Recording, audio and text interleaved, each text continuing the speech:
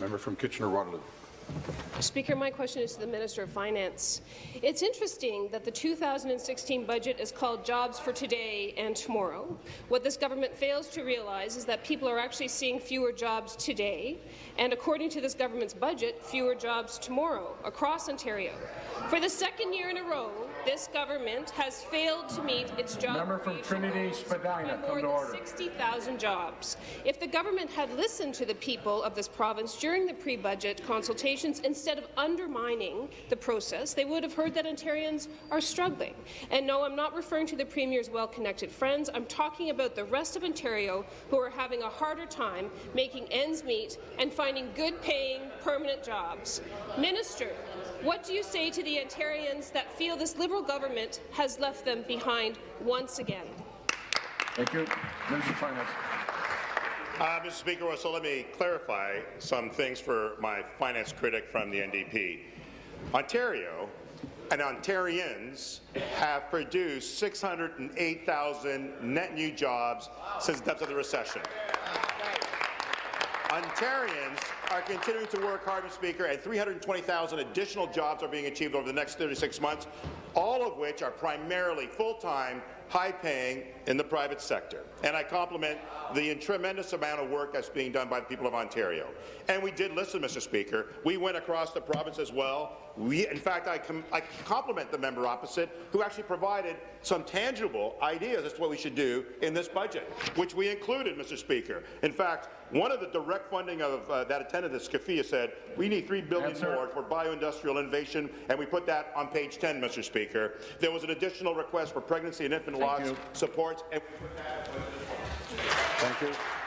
Supplementary. Stop the clock. Thank you, Speaker. Just before I commence, I've already noticed that some members have been advised hanging the scarves over their desks is not conducive to our place. So if you just fold them and put them on your desk, or put them on, that would be appreciated. Thank you. Supplementary. Thank you very much. Minister, it's almost like you're talking about a different budget, and perhaps it's because Mr. Clark probably wrote this budget. Speaker, everyone in Ontario knows that this is a stretch goal budget. During the pre-budget consultations. Stop the clock. Order, please.